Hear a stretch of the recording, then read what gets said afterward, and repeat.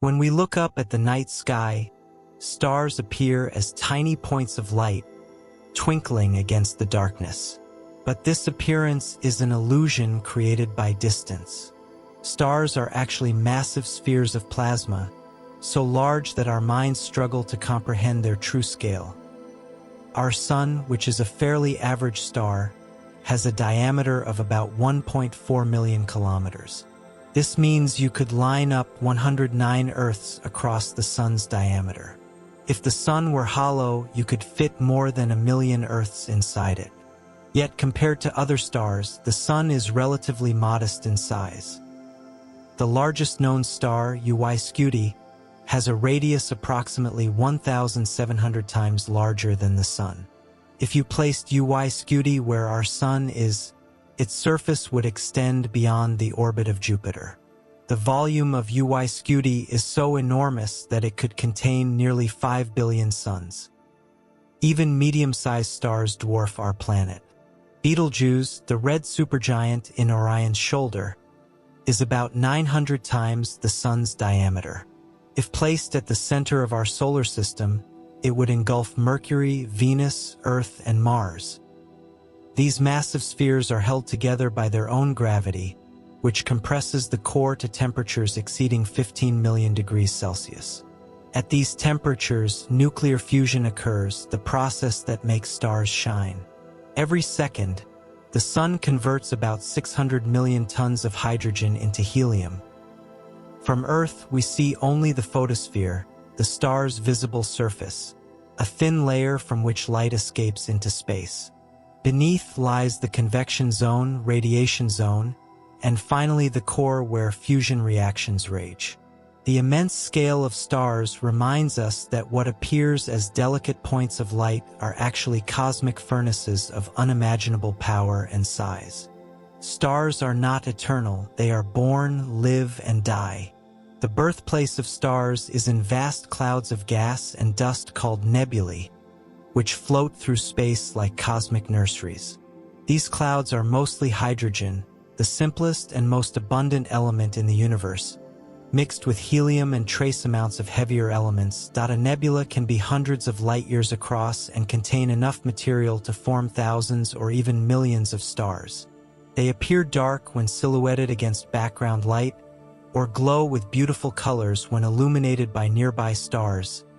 Star formation begins when something disturbs the nebula. Perhaps a shock wave from a nearby supernova explosion, or the gravitational influence of a passing galaxy.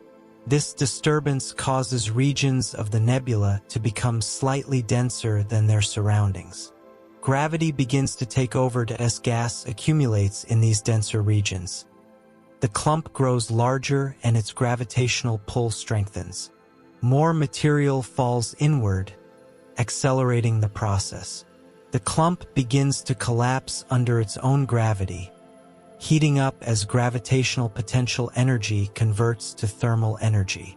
This collapsing clump is called a protostar. The collapse continues for perhaps 1 million years for a Sun-like star, or just tens of thousands of years for more massive stars. As the protostar shrinks, its core temperature rises.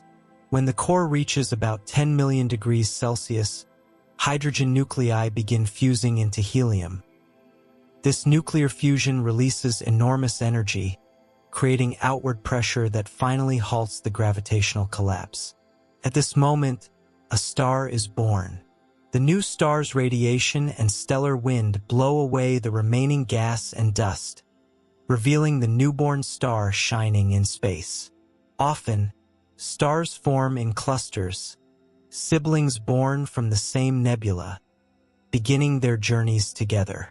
At the heart of every star lies a cosmic furnace where nuclear fusion transforms matter into energy, following Einstein's famous equation E=mc².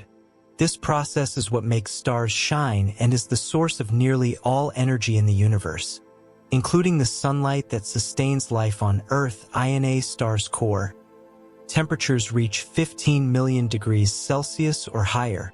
At these extreme temperatures, hydrogen atoms move so fast that when they collide, They can overcome the electromagnetic repulsion between their positively charged nuclei.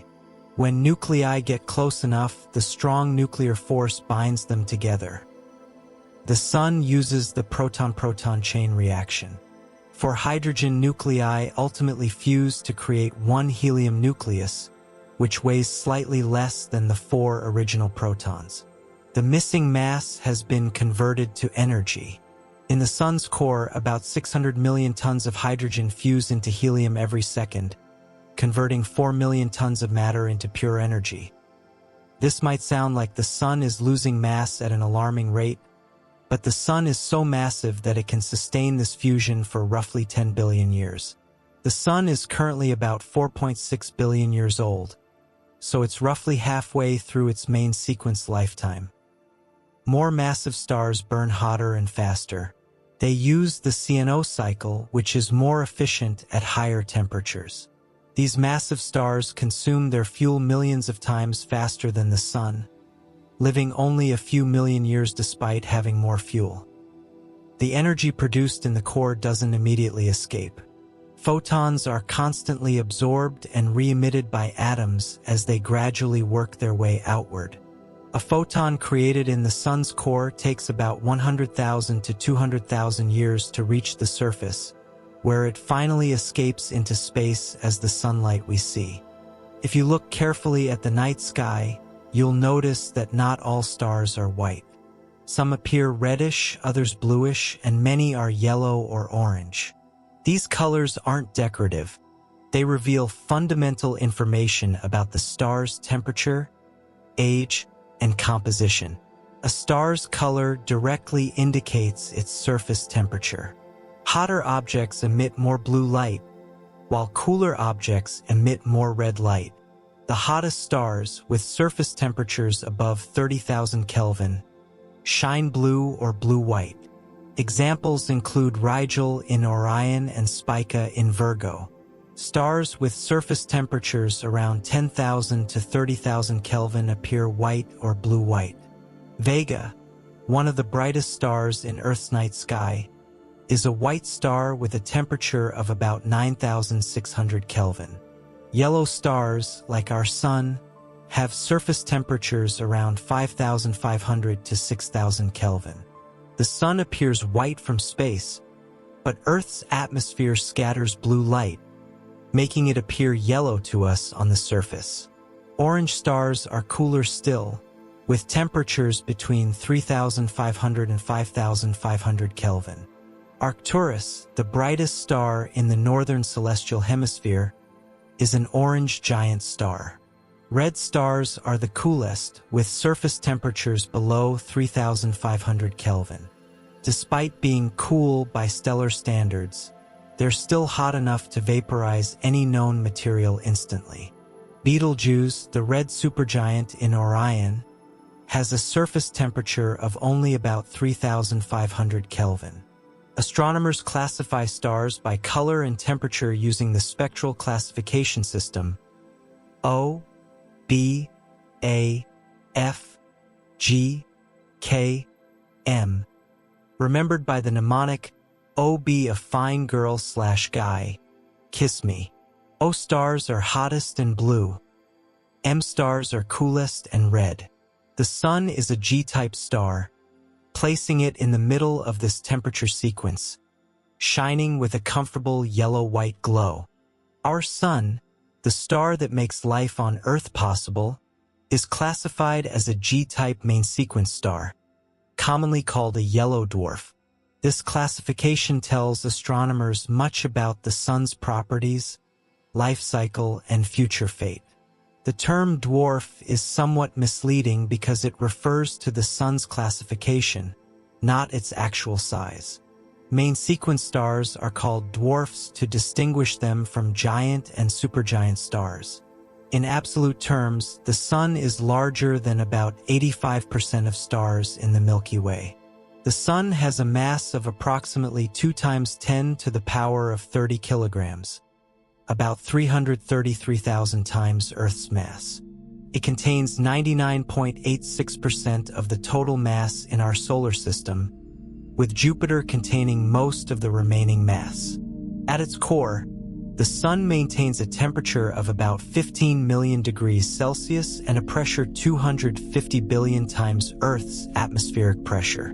Under these extreme conditions, hydrogen fuses into helium at a rate of about 600 million tons per second. The Sun's surface, called the photosphere, has a temperature of about 5,500 degrees Celsius.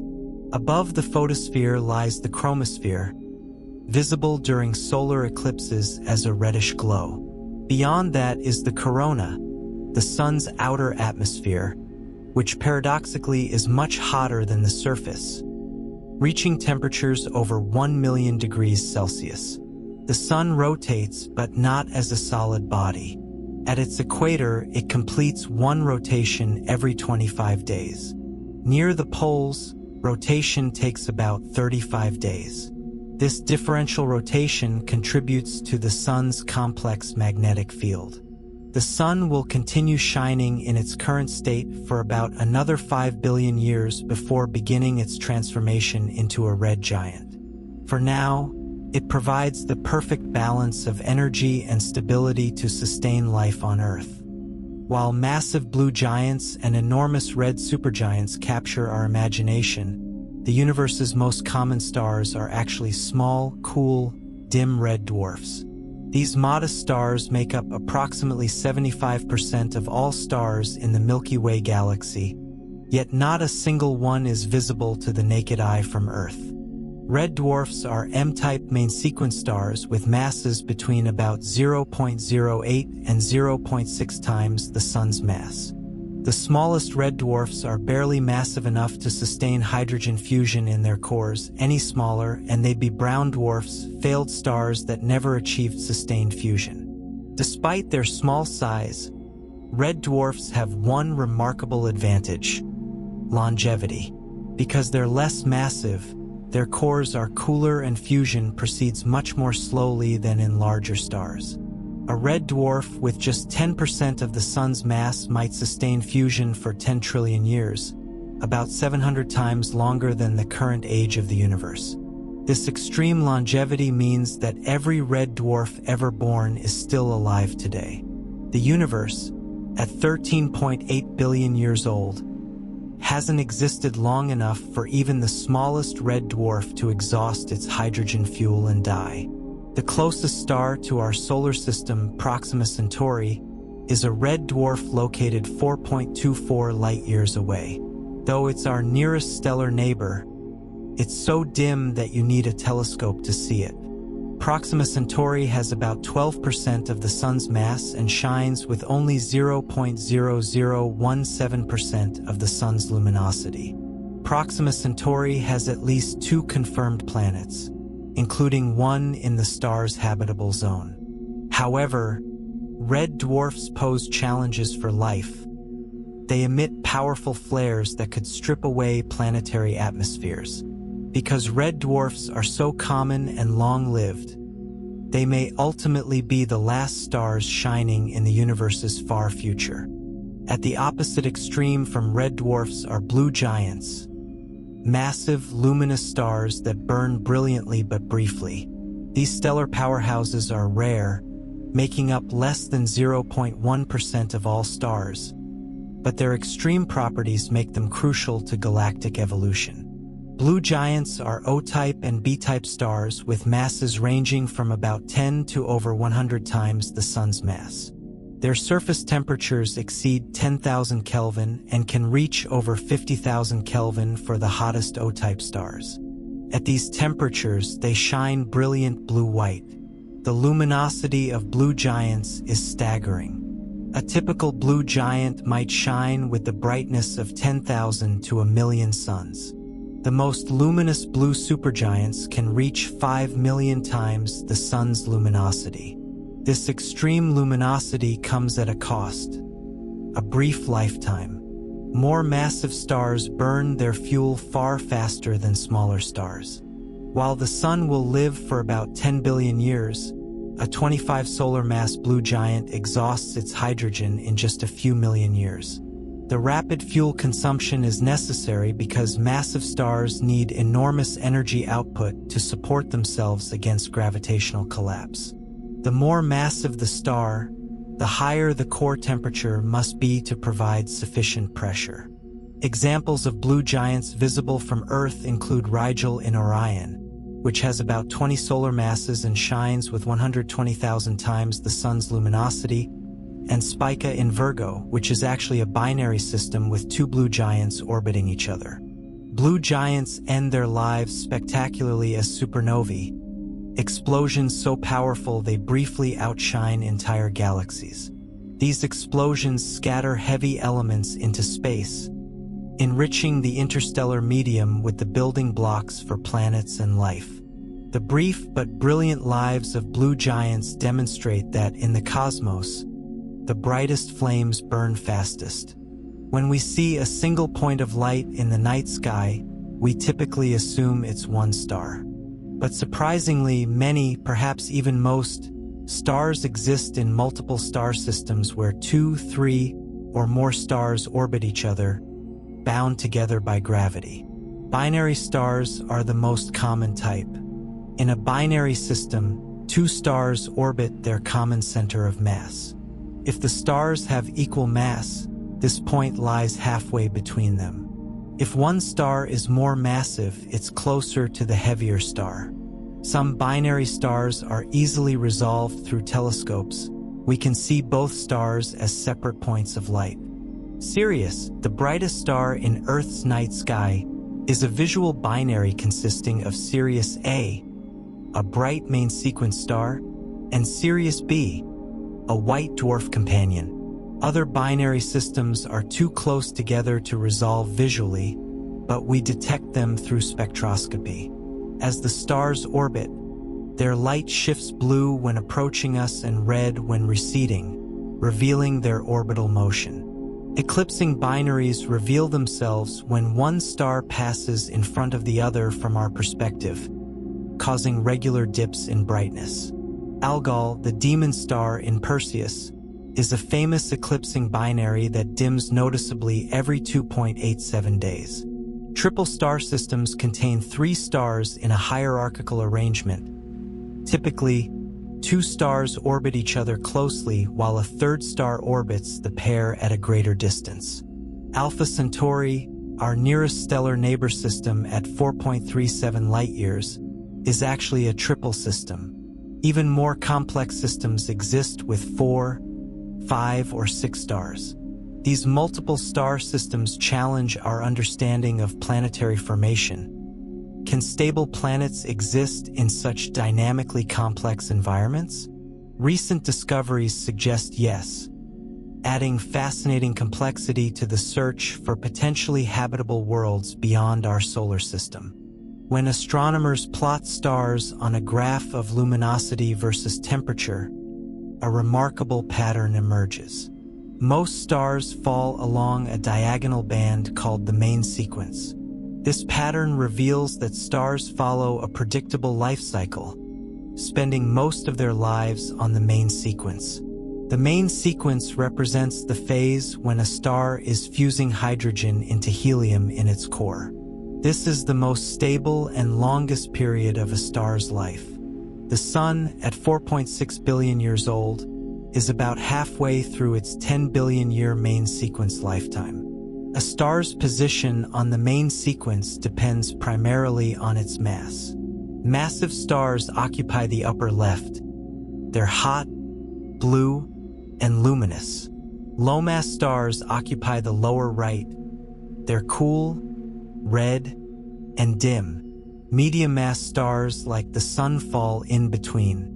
This relationship between mass, temperature, and luminosity is determined by stellar physics. More massive stars need hotter cores to support themselves against stronger gravitational compression. Hotter cores mean faster fusion rates and higher energy output. A star remains on the main sequence as long as it has hydrogen fuel in its core. Once the core hydrogen is exhausted, the star's structure changes dramatically. For stars like the Sun, the core contracts and heats up, igniting hydrogen fusion in a shell around the core. The star's outer layers expand and cool, and the star becomes a red giant. The main sequence was first described in the early 1900s by Ejnar Hertzsprung and Henry Norris Russell. The Hertzsprung-Russell diagram became one of astronomy's most important tools for understanding stellar evolution. About 90% of stars in the galaxy are currently on the main sequence. The remaining 10% are either very young stars still contracting, or evolved stars that have exhausted their core hydrogen and begun the next phase of their stellar journey. When a star like the Sun exhausts its nuclear fuel, it doesn't simply go dark. Instead, it undergoes a transformation that leaves behind one of the universe's strangest objects, a white dwarf. These stellar remnants are incredibly dense, composed of matter in an exotic state. After a sun-like star swells into a red giant and gently expels its outer layers as a planetary nebula, what remains is the hot, exposed core, a white dwarf. This remnant contains about half to 60% of the original star's mass compressed into an Earth-sized sphere. The density is almost incomprehensible. A teaspoon of white dwarf material would weigh about 5 tons. The entire mass of the Sun, compressed to Earth's size, creates gravity so strong that atoms are crushed together far more tightly than in normal matter. In a white dwarf, electrons are packed so densely that quantum mechanics takes over. Electron degeneracy pressure, a quantum effect, supports the white dwarf against gravitational collapse, not thermal pressure from fusion. White dwarfs don't undergo fusion. They shine purely by radiating away their residual heat, gradually cooling over billions of years. A newly formed white dwarf might have a surface temperature of 100,000 Kelvin, glowing brilliant blue-white. The cooling process is extremely slow. The oldest white dwarfs in our galaxy, about 12 billion years old, have cooled to around 4,000 Kelvin. Eventually, after tens of billions of years, white dwarfs will cool to near absolute zero, becoming black dwarfs, cold, dark remnants. The universe hasn't existed long enough for any black dwarfs to form yet.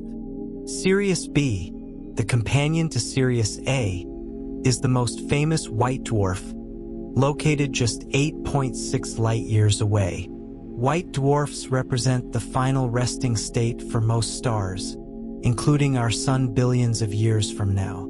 If white dwarfs represent exotic matter, neutron stars take density to an almost unimaginable extreme. These are the collapsed cores of massive stars, objects so dense that a sugar cube-sized amount would weigh as much as all of humanity combined, roughly 1 billion tons. Neutron stars form when massive stars, those with at least 8 to 10 solar masses, exhaust their nuclear fuel and undergo core collapse.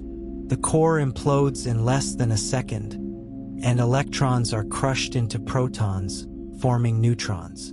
The collapse halts when the core reaches nuclear density. The result is a sphere typically about 20 kilometers in diameter, roughly the size of a city, containing 1.4 to 2 times the Sun's entire mass. A teaspoon of neutron star material would weigh about 10 million tons. The surface gravity is roughly 200 billion times stronger than Earth's. If you could stand on a neutron star, you would weigh about as much as Mount Everest weighs on Earth.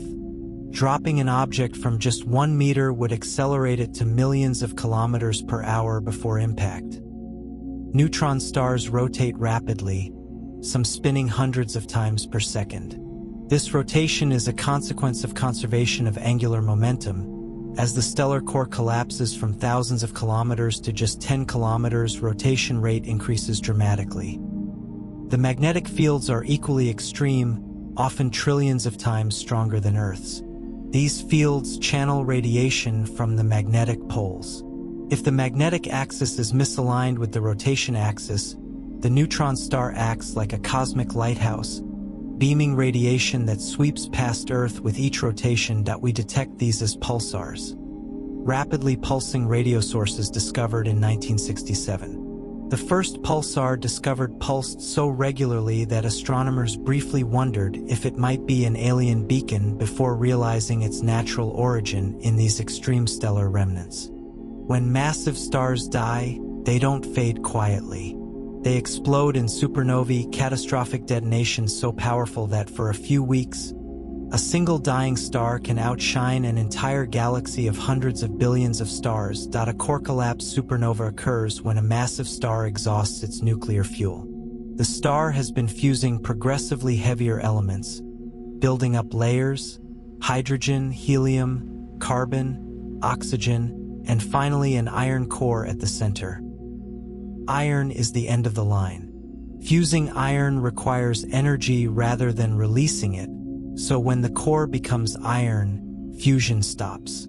Without outward pressure from fusion, the core collapses catastrophically in less than a second. As the core collapses, it reaches nuclear density and rebounds, sending a shockwave outward. This shockwave blasts through the star's outer layers, ejecting them into space at speeds up to 10% the speed of light. The explosion releases more energy in a few seconds than the Sun will produce in its entire 10 billion-year lifetime. A typical supernova releases about 10 to the power of 44 joules of energy. Most of this energy escapes as neutrinos.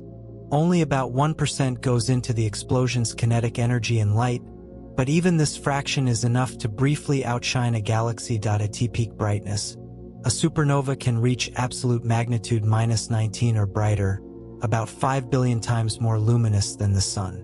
If Betelgeuse, the red supergiant in Orion, were to explode as a supernova today, it would be as bright as the full moon and visible during daytime.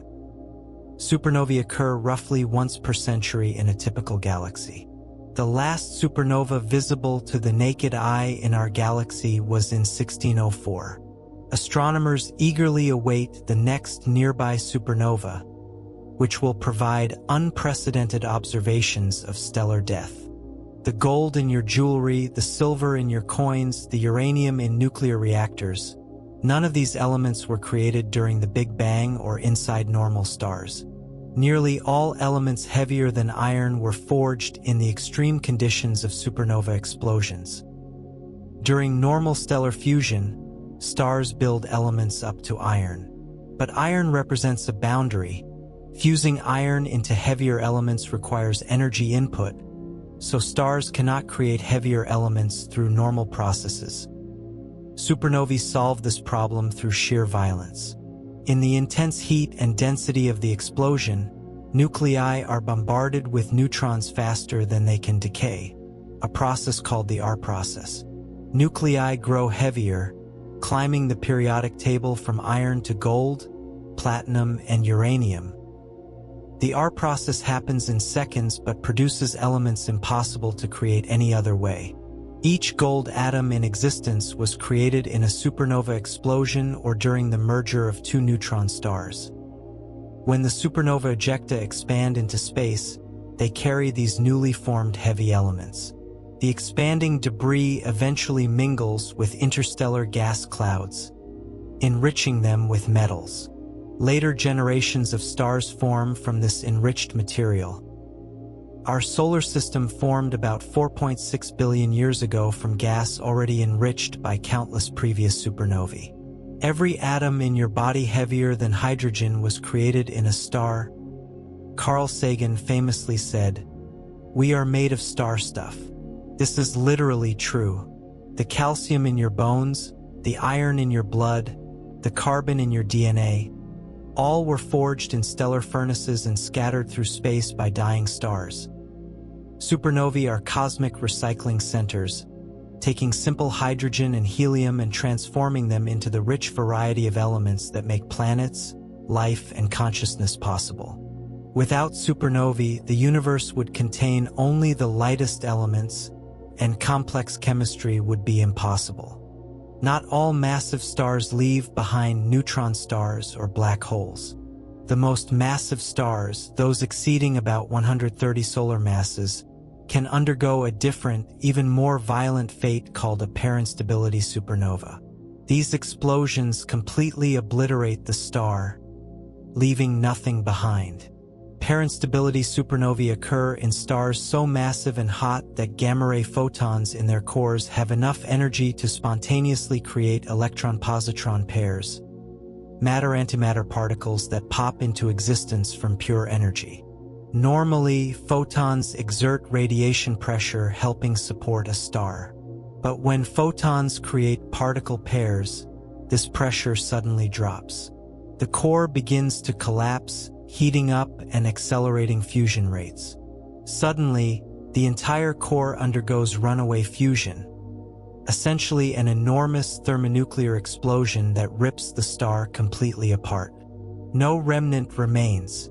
The entire star, 100, 150, 200 times the sun's mass, is blown into space.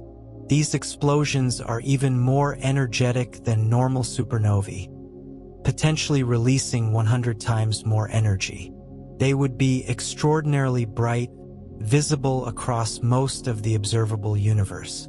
However, parainstability supernovae are extremely rare. They require very specific conditions. Stars must be massive enough to trigger parainstability, but not so massive that they collapse directly to black holes. They may have been more common in the early universe when stars formed from pristine hydrogen and helium. These first-generation stars could grow extremely massive, perhaps 200 or 300 solar masses, making them ideal candidates for parainstability supernovae. Astronomers have observed possible candidates, including SN 2007 b, which was unusually bright and long-lasting. These rare explosions represent the most extreme stellar deaths, where gravity's ultimate victory is denied and the entire star returns to space in one brilliant, final flash. In 1967, graduate student Jocelyn Bell Burnell discovered something extraordinary. A source emitting regular pulses every 1.337 seconds with incredible precision. The pulses were so regular that she and her advisor briefly considered whether they might be alien signals. The truth was almost as remarkable. Pulsars are rapidly rotating neutron stars that beam radiation from their magnetic poles.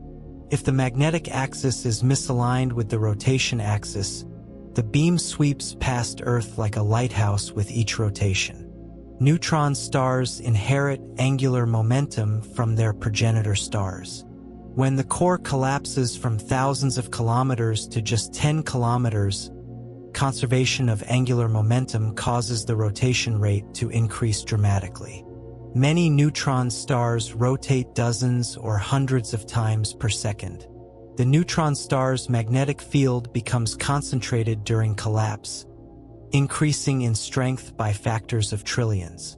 The resulting field can be 1 trillion times stronger than Earth's, strong enough to distort atoms and affect empty space itself. Charged particles near the surface are accelerated along field lines toward the poles, where they emit intense beams of radiation, primarily radio waves, but sometimes X-rays and gamma rays. As the neutron star rotates, these beams sweep through space. The fastest known pulsar, PSR J1748-2446 AD, spins 716 times per second. Its equator moves at roughly 25% the speed of light. At this rotation rate, the star approaches the breakup limit. Spinning much faster would tear it apart. Over time, pulsars slow down as they lose rotational energy through magnetic braking. Old pulsars rotate more slowly and eventually become too weak to detect.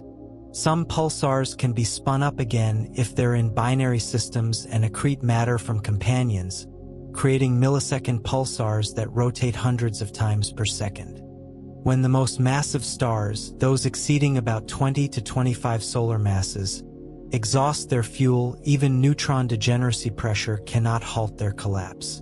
The core's mass exceeds about 3 solar masses, and nothing in known physics can prevent further collapse. The result is a black hole. During the supernova, the core collapses past nuclear density, past any known state of matter. Gravity overwhelms all other forces. The collapse continues toward infinite density while the outer layers explode outward.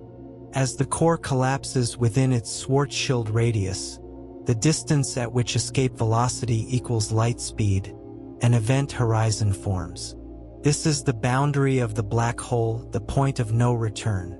Anything crossing the event horizon is trapped forever. For a 10 solar mass black hole, the Schwarzschild radius is about 30 kilometers. For a supermassive black hole like the one at our galaxy's center, containing 4 million solar masses, the radius is about 12 million kilometers. Black holes grow by accreting matter. Gas falling toward a black hole spirals inward, forming an accretion disk. Friction heats this disk to millions of degrees, making it emit intense X-rays. Some of the most luminous objects in the universe are supermassive black holes actively accreting matter. Despite their name, black holes aren't perfect vacuums. Stephen Hawking showed in 1974 that quantum effects near the event horizon cause black holes to emit radiation and slowly evaporate. However, this Hawking radiation is negligible for stellar mass and larger black holes. Black holes represent gravity's ultimate victory, regions where space-time curvature becomes so extreme that not even light can escape. They are the final punctuation marks in the lives of the universe's most massive stars, cosmic endpoints from which there is no return. When white light from a star passes through a prism, it spreads into a spectrum. But unlike a perfect rainbow, stellar spectra contain dark lines, absorption lines where specific wavelengths are missing. These lines are like fingerprints, revealing the star's temperature, composition, and motion. Each chemical element absorbs light at specific wavelengths. When starlight passes through the star's atmosphere, atoms absorb photons at their characteristic wavelengths, creating dark absorption lines. By identifying which lines appear, astronomers determine which elements are present.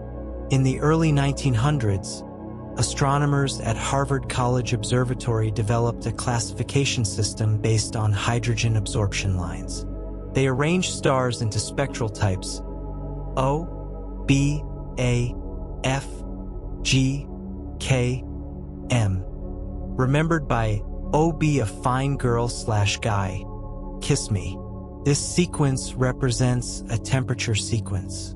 O stars are hottest, 30,000 plus Kelvin, appearing blue. M stars are coolest, below 3,500 Kelvin, appearing red. The Sun is a G-type star at about 5,800 Kelvin. Each spectral type is subdivided into 10 subclasses numbered 0 through 9. The Sun is specifically a G2 star, slightly hotter than G5 but cooler than G0. Additional spectral types were added for objects cooler than M stars. L, T, and Y types represent brown dwarfs with temperatures as low as 250 Kelvin. Besides spectral type, stars are classified by luminosity class. I, supergiants, 2, bright giants, 3, giants, 4, subgiants, V, main sequence, 6, subdwarfs, and 7, white dwarfs. The Sun is therefore a G2V star. This classification system allows astronomers to communicate precisely about stellar properties using just a few characters. From a star's spectral classification, astronomers can deduce its temperature, size, luminosity, and evolutionary state, demonstrating how much information is encoded in starlight. Not all stars shine with constant brightness. Some fluctuate in luminosity over hours, days, months, or years. These variable stars come in many types, each revealing different aspects of stellar physics. Cepheid variables are among the most important.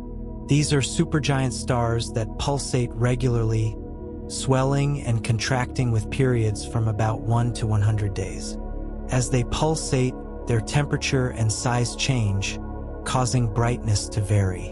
In 1908, Henrietta Leavitt discovered a remarkable relationship. The longer a Cepheid's period, the more luminous it is. This period-luminosity relationship makes Cepheids incredibly useful as standard candles for measuring cosmic distances. By observing a Cepheid's period, astronomers know its intrinsic luminosity. Comparing this to its apparent brightness reveals its distance. Cepheids were crucial in discovering that the universe extends far beyond our galaxy. Another important type is RR Lyrae variables, smaller pulsating stars common in globular clusters. They also have a period-luminosity relationship and help astronomers measure distances to clusters. Eclipsing binaries vary because one star passes in front of the other. Algol, the demon star in Perseus, is the most famous example. Every 2.87 days, a dimmer companion passes in front of the brighter primary star, causing brightness to drop by about 70%. Some stars vary irregularly. Betelgeuse, the red supergiant in Orion, varies unpredictably over months. In late 2019, Betelgeuse dimmed to its lowest recorded brightness, sparking speculation it might explode soon. Variable stars are cosmic laboratories, revealing information about stellar structure, evolution, and distances that would be impossible to obtain from static stars. Their rhythmic changes provide windows into stellar interiors and the forces that govern stellar behavior across the cosmos. Many people assume Polaris, the North Star, must be extremely bright. In reality, Polaris is only the 48th brightest star in the night sky, easily outshone by dozens of others. Polaris's importance has nothing to do with brightness. It's important because it lies almost exactly above Earth's North Pole. As Earth rotates, all stars appear to circle around Polaris, which remains nearly stationary. This makes it invaluable for navigation. The altitude of Polaris above the horizon equals your latitude. At the North Pole, Polaris is directly overhead. At the equator, it sits on the horizon. At 40 degrees north latitude, Polaris is 40 degrees above the northern horizon. However, Polaris wasn't always the North Star and won't be forever. Earth's axis wobbles over a 26,000-year cycle called precession. This causes the celestial poles to trace circles in the sky. Around 3000 BCE, the star Thuban in Draco was the pole star. Ancient Egyptians likely used Thuban when aligning the pyramids. By 1000 BCE, Kochab was closest to the pole. Polaris became the North Star around 500 CE.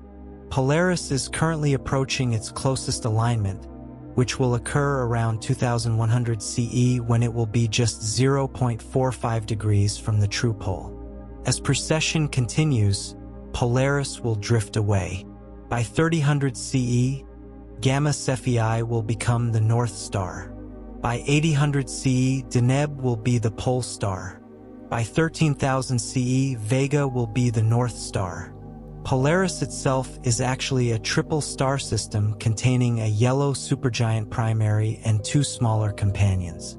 Despite not being particularly bright, its position has made it one of the most important stars in human history, guiding countless navigators across seas and deserts for millennia.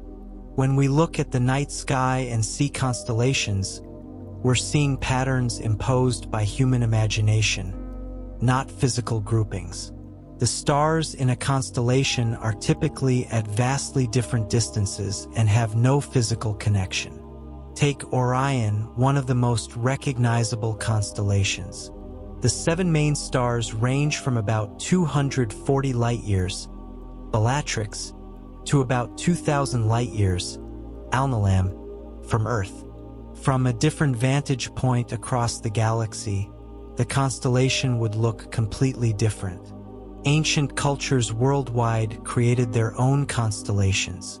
The ancient Greeks recognized 48 constellations based on mythological figures. Different cultures saw different patterns. What Greeks saw as Ursa Major, some Native American tribes saw as a bear being hunted. In 1930, the International Astronomical Union standardized constellation boundaries, dividing the entire sky into 88 official constellations. Some are ancient Orion, Ursa Major, Scorpius.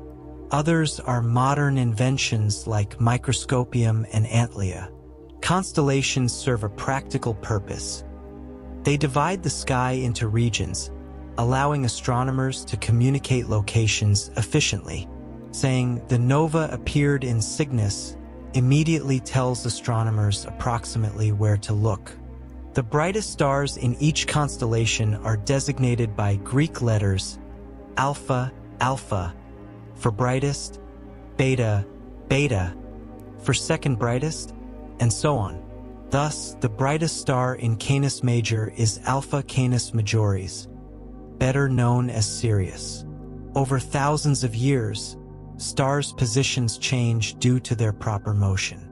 In 100,000 years, constellations will look noticeably different as stars drift to new positions. The Big Dipper will eventually lose its distinctive shape entirely. Constellations remind us that the patterns we see in nature often reflect human perception rather than physical reality. Yet these imaginary patterns have guided navigation and inspired stories for thousands of years. Most bright stars have names far older than modern astronomy. Many come from Arabic, reflecting the medieval Islamic Golden Age when Arab astronomers preserved and expanded Greek astronomical knowledge. Betelgeuse, the red supergiant in Orion, comes from Arabic Yad al-Jawza, meaning hand of the giant. Through centuries of transliteration, it became Betelgeuse. Rigel comes from Rijal al-Jawza, meaning foot of the giant. Aldebaran, the red giant in Taurus, means the follower in Arabic because it follows the Pleiades across the sky. Deneb, the bright star in Cygnus, means simply tail, as it marks the swan's tail. Some star names are Greek. Sirius comes from Greek meaning glowing or scorcher, appropriate for the brightest star in Earth's sky. Arcturus comes from Greek words meaning guardian of the bear, referring to its position near Ursa Major. A few stars have Chinese names. The stars of the Big Dipper have various Chinese designations relating to administrative positions in the celestial bureaucracy. Modern astronomy uses systematic designations. The Bayer system assigns Greek letters to stars by brightness: alpha, alpha, beta, beta, gamma, gamma. Thus, Sirius is officially Alpha Canis Majoris, the brightest star in Canis Major. The Flamsteed designation uses numbers 61 Cygni, 51 Pegasi. Fainter stars get catalog numbers HD 209458 from the Henry Draper catalog. Despite these systems, traditional names persist. Astronomers still say Betelgeuse rather than Alpha Orionis in casual discussion. These ancient names connect modern science to millennia of human skywatching. When you look at Betelgeuse or Aldebaran, you're seeing the same stars medieval Arab astronomers studied, bearing names they gave. This continuity reminds us that astronomy is one of humanity's oldest sciences, connecting us to ancestors who wondered about the same distant lights. When we describe how bright a star appears, we use a system dating to ancient Greece. The magnitude system quantifies stellar brightness with smaller numbers indicating brighter objects, counterintuitive but deeply rooted in tradition. Around 150 BCE, Greek astronomer Hipparchus classified visible stars into 6 magnitudes. First magnitude stars were brightest. Sixth magnitude were faintest visible to naked eye. In the 1800s, astronomers realized first magnitude stars are approximately 100 times brighter than sixth magnitude stars. They formalized this.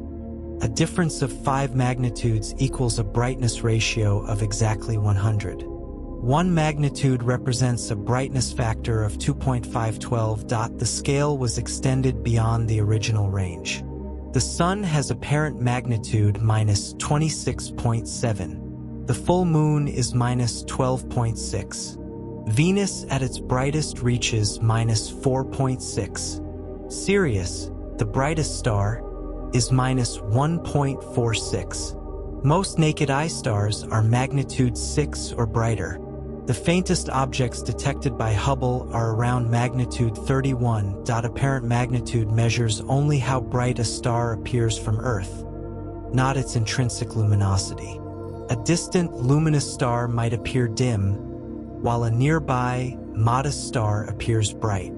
Sirius is the brightest because it's only 8.6 light-years away. To compare stars' true luminosities, astronomers use absolute magnitude, the apparent magnitude a star would have at a standard distance of 10 parsecs. The Sun's absolute magnitude is 4.83. If moved to 10 parsecs, it would be barely visible. The magnitude system applies beyond stars. Planets, asteroids, comets, and galaxies all have magnitudes. The Andromeda Galaxy has apparent magnitude 3.4, theoretically visible without a telescope, though its large size makes it appear as a faint smudge. Understanding magnitudes is essential for astronomy, allowing precise quantification of one of the most basic observable properties: how bright celestial objects appear in our sky. For centuries, determining stellar distances was astronomy's greatest challenge. Stars appear fixed, providing no obvious distance clues. The breakthrough came from parallax, the apparent shift in position when viewed from different locations. Hold your finger at arm's length and view it with one eye, then the other. Your finger appears to shift against the background. This is parallax. The baseline between your eyes and the angle of shift determine your finger's distance. Earth's orbit provides a much larger baseline. As Earth orbits the Sun, nearby stars appear to shift position against distant background stars. Observe a star in January. Then in July, when Earth is opposite, the star's position shifts slightly. The parallax angle is half this total shift. Even the nearest star, Proxima Centauri, has a parallax of only 0.77 arcseconds. The angle a dime would subtend from 4 kilometers away. Distance in parsecs equals 1 divided by parallax angle in arcseconds. A star with 1 arcsecond parallax is 1 parsec, 3.26 light-years away. Smaller parallaxes mean greater distances. In 1838, Friedrich Bessel made the first successful parallax measurement, determining that 61 Cygni was about 11 light-years away. This proved stars are extraordinarily distant, millions of times farther than planets. Ground-based telescopes measure parallaxes to about 0.01 arcseconds, reaching about 100 parsecs. The Hipparcos satellite measured parallaxes for over 100,000 stars. The Gaia mission is measuring parallaxes for over 1 billion stars with unprecedented precision. Beyond about 10,000 parsecs, parallax becomes too small to measure. For greater distances, astronomers use other methods: Cepheid variables, type Ia supernovae, and redshift measurements. Parallax was the first reliable method for measuring stellar distances, finally revealing the true scale of the cosmos and our place within it. Stars often form in groups called star clusters, collections of stars born from the same molecular cloud at roughly the same time. These stellar families reveal important clues about star formation and evolution. Open clusters are loose groupings of dozens to thousands of stars. The Pleiades, visible in Taurus, is a famous open cluster containing about 1,000 stars. Most are hot, blue, young stars. The Pleiades formed only about 100 million years ago. The Hyades, also in Taurus, is the nearest open cluster at about 150 light-years. Its stars are older, about 625 million years, and have begun drifting apart. Eventually, over hundreds of millions of years, open clusters disperse as gravitational interactions gradually pull member stars away.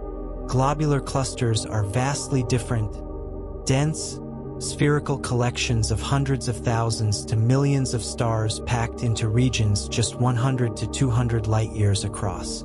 They orbit galaxies' halos in elongated paths. Globular clusters are ancient, typically 10 to 13 billion years old, formed when the galaxy was young. They contain no young, blue stars. All massive stars died long ago. Only low-mass red dwarfs, orange stars, and evolved red giants remain. M13 in Hercules, visible through binoculars, is the brightest globular cluster in the northern sky. It contains about 300,000 stars packed into a sphere 145 light-years across.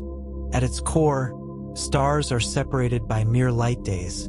If Earth orbited a star in M13's core, thousands of stars would be brighter than Venus. The Milky Way has about 150 known globular clusters orbiting in its halo. Andromeda has over 500.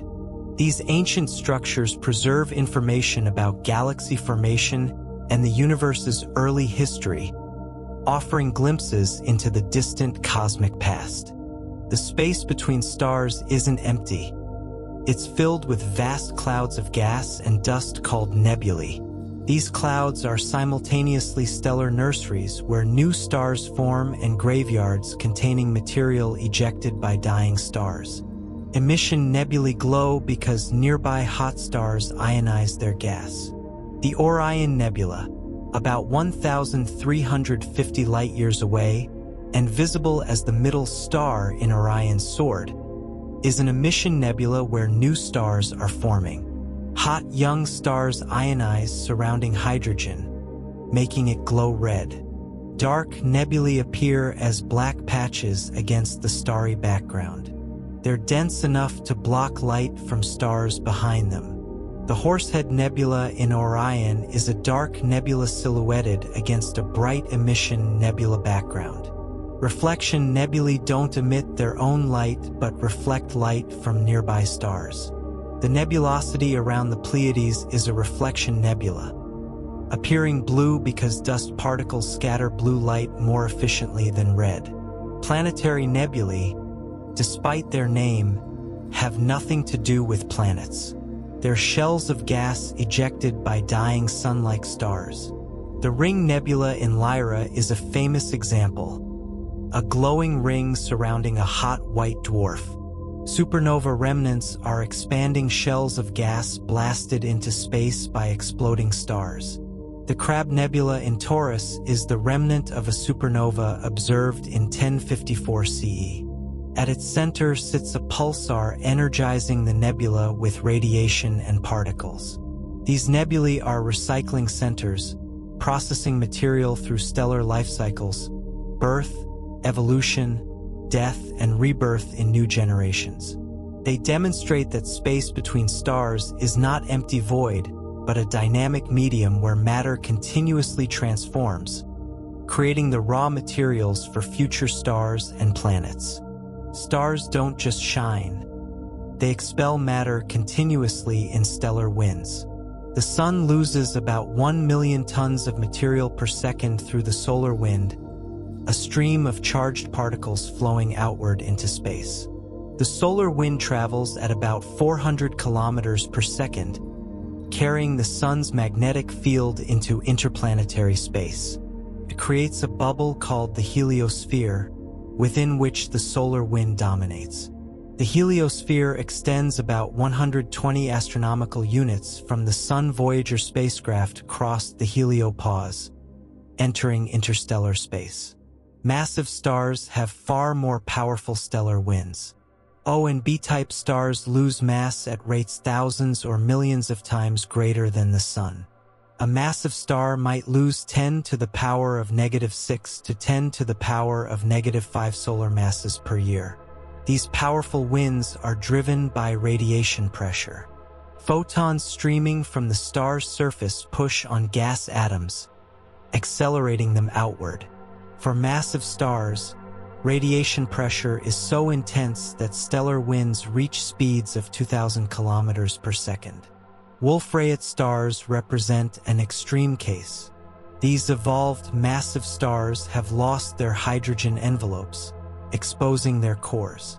Wolf-Rayet winds are extremely dense and fast, removing 10 to the power of -5 solar masses per year. Red supergiants also have powerful winds, though slower than hot stars' winds. Betelgeuse loses about 1 to 2 solar masses every 100,000 years through its wind, gradually dispersing its outer layers into space. Stellar winds enrich the interstellar medium with processed material, contribute to nebular shaping, and influence star formation in nearby regions. They're not just mass loss. They're active agents shaping the galaxy's chemical evolution, spreading elements created in stellar cores throughout space where future generations of stars and planets will form. At any moment, somewhere in the Milky Way galaxy, a star is likely dying, either swelling into a red giant and ejecting its outer layers, or exploding as a supernova. The mathematics of stellar death are sobering. Astronomers estimate that a supernova occurs in the Milky Way roughly once or twice per century.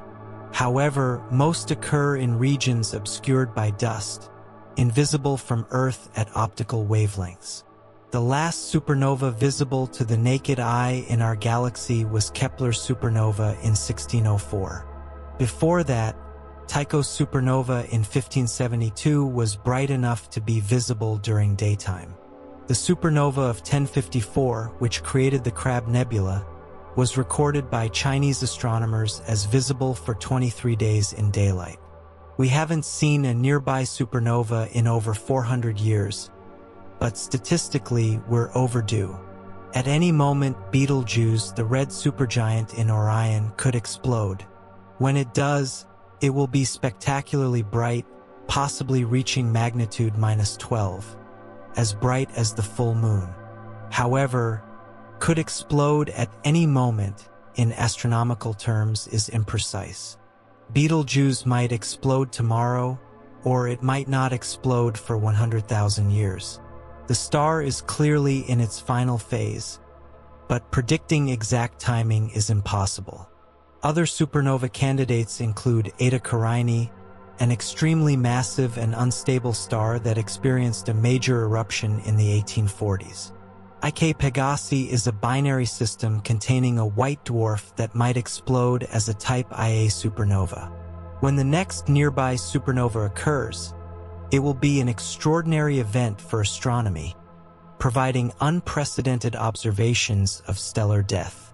Astronomers worldwide have equipment ready to observe such an event in detail, eagerly awaiting nature's next spectacular stellar finale.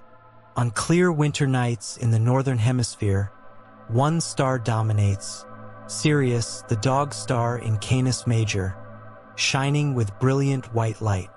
At apparent magnitude -1.46, Sirius is the brightest star visible from Earth, more than twice as bright as Canopus, the second brightest star.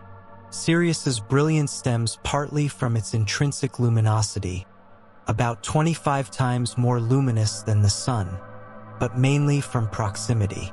At 8.6 light-years, Sirius is the fifth nearest star system to Earth. Sirius is actually a binary system.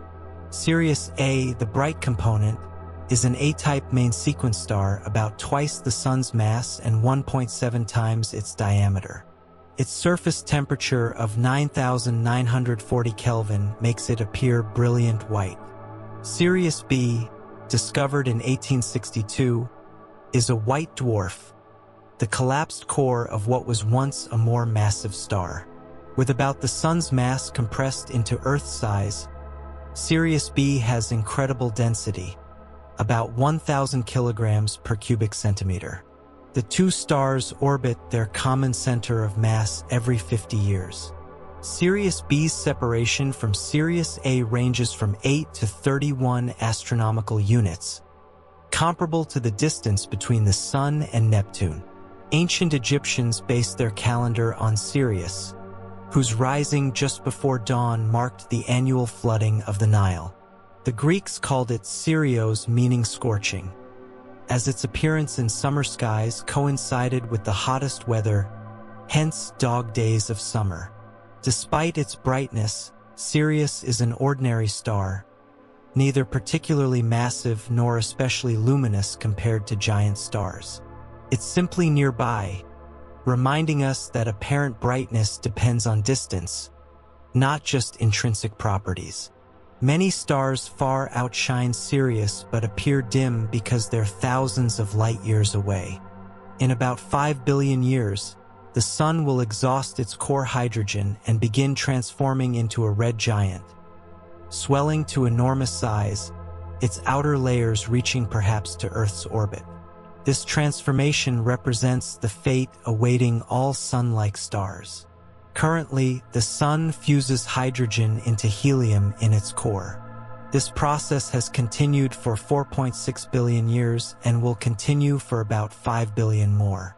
The Sun is approximately halfway through its main sequence lifetime. As hydrogen depletes in the core, fusion gradually slows. With less outward pressure, gravity compresses the core, raising its temperature. This increased temperature causes remaining hydrogen to fuse faster, increasing the Sun's luminosity. Eventually, the core will be mostly helium, ash from hydrogen fusion. Hydrogen fusion will cease in the core but continue in a shell surrounding it. This shell-burning phase causes dramatic changes. The core contracts and heats. The outer layers expand enormously. Red giants are paradoxical.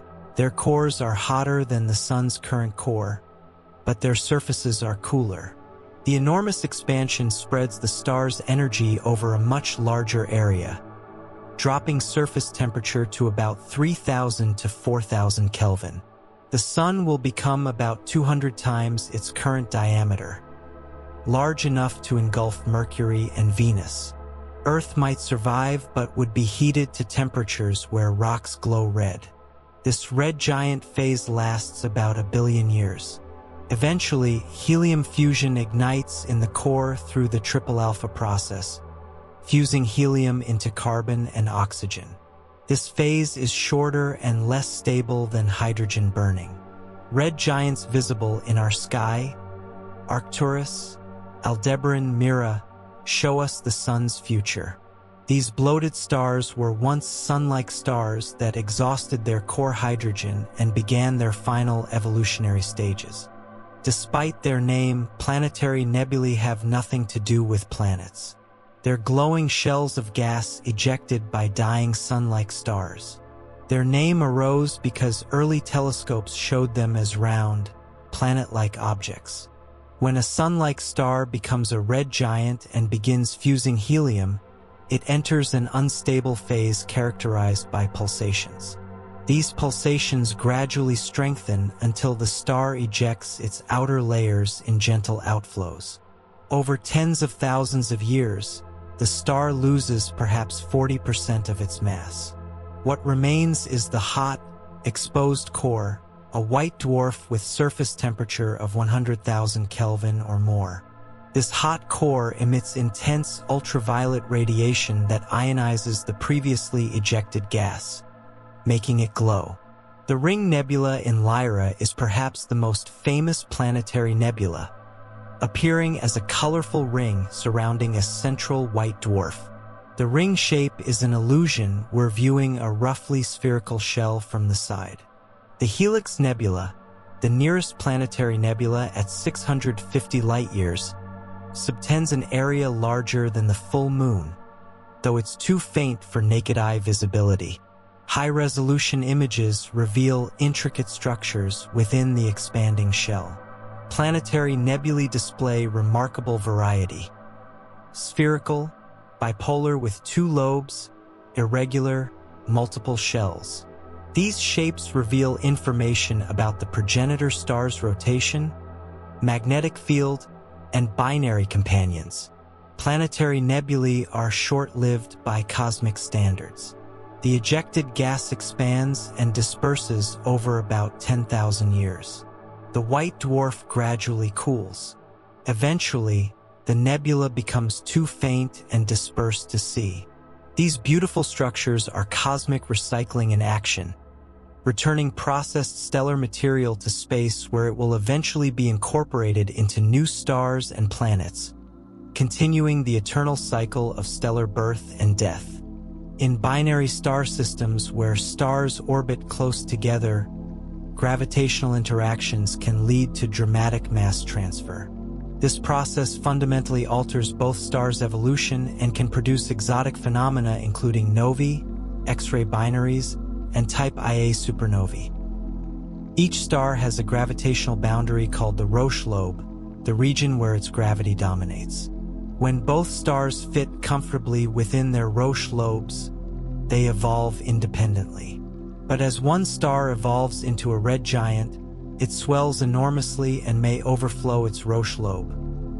When this happens, material from the expanding star flows through the inner Lagrange point, the gravitational balance point between the stars, onto its companion. This mass transfer can be gentle or violent depending on the star's properties and separation. If the companion is a white dwarf, the transferred material accumulates on its surface.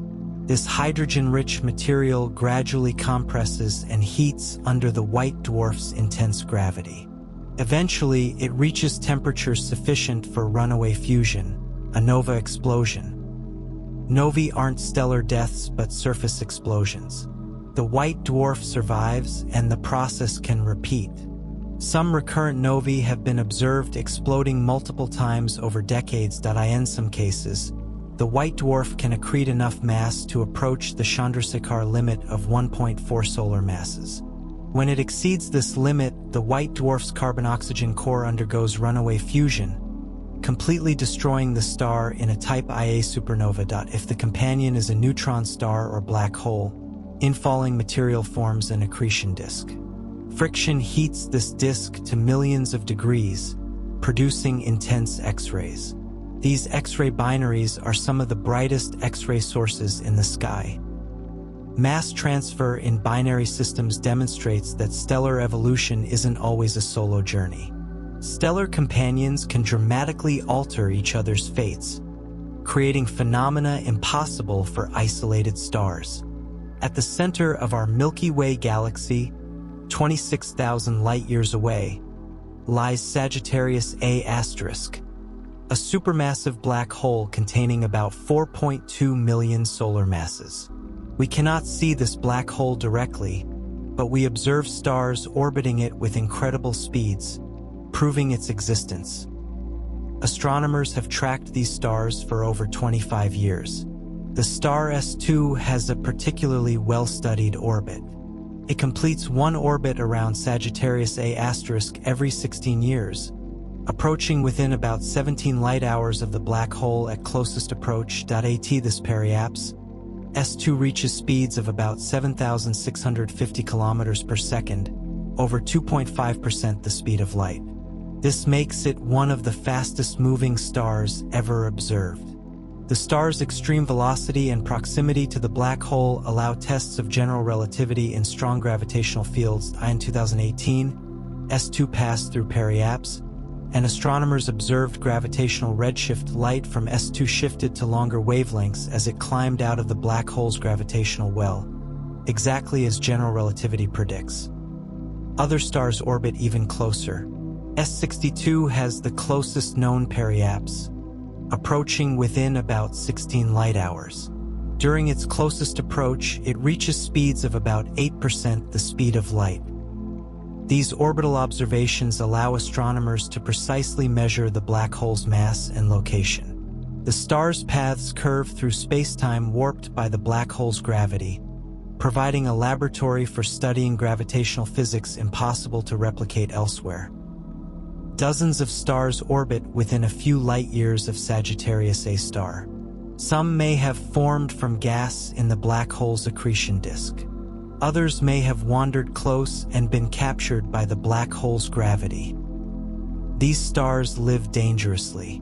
Eventually, tidal forces or gravitational interactions may send one plunging into the black hole, never to return. In the sparse regions of space between stars, collisions are extraordinarily rare. But in dense stellar environments like globular cluster cores, where stars are separated by mere light days, stellar collisions occasionally occur with spectacular consequences. When two main sequence stars collide, the result depends on their masses and impact velocity. A head-on collision at low relative velocity might merge the stars, creating a single more massive star called a blue straggler. Blue stragglers are puzzling objects. In old globular clusters, all massive stars should have died long ago, leaving only low-mass red dwarfs and evolved stars. Yet we observe blue stars, which should be young, in these ancient clusters. The explanation is stellar collision or mass transfer. When two stars merge, the resulting star has more mass than either original star. More massive stars are hotter and bluer. So a collision between two old, cool stars can create what appears to be a young, hot star. Collisions at higher velocities might not lead to merger but rather violent disruption, with both stars torn apart by tidal forces. The debris might form an accretion disk, possibly creating exotic objects. If a star collides with or passes very close to a black hole, tidal forces can rip the star apart in a tidal disruption event. As stellar debris falls into the black hole, it heats up and emits intense radiation, creating a bright flare lasting months or years. Astronomers have observed several tidal disruption events. They appear as sudden brightenings in galactic cores where supermassive black holes lurk. These events provide opportunities to study black holes that are normally quiet. Stellar collisions remind us that space, while mostly empty, contains regions dense enough for gravitational chaos. In these cosmic cities, stars interact violently, creating phenomena impossible in the galaxy's quiet suburbs. A star's mass, determined at birth, dictates its entire life cycle, from how long it lives to how it dies. This mass dependency creates dramatically different fates for stars of different sizes. Low-mass stars under about 0.8 solar masses burn hydrogen so slowly they can live for hundreds of billions of years. The universe isn't old enough for any low-mass star to have died naturally yet. When they eventually do exhaust their fuel, they'll likely become helium white dwarfs. Sun-like stars between 0.8 and 8 solar masses live for millions to tens of billions of years. They fuse hydrogen, then helium, but never reach temperatures high enough to fuse carbon. They end as carbon-oxygen white dwarfs surrounded by planetary nebulae. Massive stars between 8 and 20 solar masses live only millions of years. They fuse progressively heavier elements up to iron, then undergo core collapse supernovae, leaving neutron stars. Very massive stars, above 20 to 25 solar masses, also explode as supernovae, but their cores are too massive for neutron degeneracy to halt collapse. They form black holes. Extremely massive stars, possibly above 130 solar masses, might undergo instability supernovae that completely destroy them, leaving no remnant. This mass-life cycle relationship means the night sky contains stars at all evolutionary stages. Red dwarfs will outlive the universe's current age.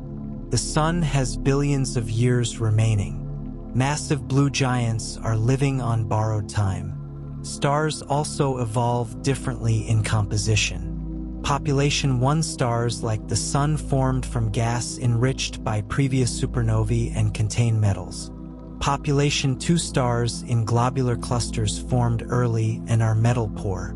Hypothetical population 3 stars were the first generation, containing only primordial hydrogen and helium. Understanding stellar life cycles allows astronomers to read a star's biography from its current properties, revealing its past and predicting its future.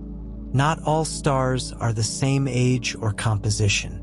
By studying stellar populations, groups of stars with similar properties, astronomers reconstruct our galaxy's history and evolution.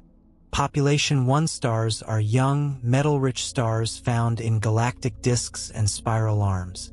They formed recently from gas enriched by many previous generations of stars. The Sun is a population 1 star, containing about 2% elements heavier than helium. Population 2 stars are old, metal-poor stars found in galactic halos and globular clusters. They formed early in the galaxy's history, when the interstellar medium contained fewer heavy elements. Some have metallicities just 0.0001% that of the Sun. The metal content difference isn't subtle. Population 1 stars formed from gas processed through multiple stellar generations, enriched with carbon, oxygen, iron, and other elements. Population 2 stars formed from nearly primordial gas. This reveals galactic evolution. The first stars formed from pure hydrogen and helium. When they died, they enriched surrounding gas. Second-generation stars incorporated these metals. Each generation increased the metal content. By measuring stellar metallicities and ages, astronomers reconstruct when and where stars formed. Metal-poor halo stars suggest our galaxy formed from mergers of smaller protogalaxies. Metal-rich disk stars show ongoing star formation. Hypothetical population 3 stars, the first stars ever containing zero metals, would have formed in the early universe. None have been observed, though they should exist if theories are correct. These stars were likely very massive and short-lived. Different galaxies show different population mixes. Elliptical galaxies contain mostly old population 2 stars. Spiral galaxies have both populations. Irregular galaxies have ongoing star formation producing population 1 stars. Stellar populations are cosmic archaeology, revealing the chemical and dynamic history of galaxies across billions of years. Stars rotate, but their rotation rates vary enormously, from leisurely once per month to dizzying hundreds of times per second. This rotation affects stellar structure, evolution, and observability. The Sun rotates with a period of about 25 days at its equator and 35 days near its poles. This differential rotation, faster at the equator, occurs because the Sun is gaseous, not solid. Different latitudes rotate at different rates. Young stars often rotate much faster. Newborn stars can rotate in just hours or days, spinning dozens or hundreds of times faster than the Sun. This rapid rotation results from the conservation of angular momentum during star formation. As stars age, they lose angular momentum through stellar winds. The Sun's magnetic field extends into space via the solar wind, and this rotating magnetic field acts like a brake, gradually slowing the Sun's rotation. Massive stars generally rotate faster than low-mass stars. Some O-type stars rotate with equatorial velocities approaching 500 kilometers per second, fast enough that centrifugal forces nearly overcome gravity at the equator. The fastest rotating normal stars are B stars, B-type stars rotating so fast they fling material from their equators, forming disks of gas around them. These stars rotate at 80 to 90% of their breakup velocity. Neutron stars are the rotation champions. Pulsars can spin hundreds of times per second. The fastest known pulsar rotates 716 times per second. Its equator moves at about 25% light speed. Rotation affects stellar evolution. Rapidly rotating massive stars lose more mass through stellar winds. Rotation can also trigger mixing of stellar interiors, bringing fresh hydrogen to the core and extending main sequence lifetimes. Measuring stellar rotation helps astronomers understand stellar physics and evolution. From the leisurely sun to frantic pulsars, rotation rates span 9 orders of magnitude. Certain stars aren't stable but pulsate, swelling and contracting rhythmically like beating hearts. These pulsating stars provide crucial information about stellar structure and serve as cosmic distance markers. The pulsation mechanism varies. In Cepheid variables, the star's opacity changes with temperature. When the star compresses, it heats and becomes more opaque, trapping radiation. Pressure builds until the star expands. As it expands, it cools and becomes transparent, allowing radiation to escape. Pressure drops and the star contracts again. This cycle repeats with remarkable regularity. Cepheids pulsate with periods from 1 to 100 days. The period depends on the star's average density. Larger, less dense stars pulsate more slowly. Henrietta Leavitt's discovery of the period-luminosity relationship made Cepheids invaluable. Longer period Cepheids are more luminous. By measuring the period, astronomers know the star's intrinsic brightness. Comparing to apparent brightness gives distance. RR Lyrae variables are smaller, less luminous pulsating stars common in globular clusters. They pulsate with periods of 0.2 to 2 days. All RR Lyrae stars have similar intrinsic luminosity, making them excellent standard candles. Delta Scuti variables pulsate with periods of hours. Mira variables, red giants, pulsate with periods of months to years, varying dramatically in brightness.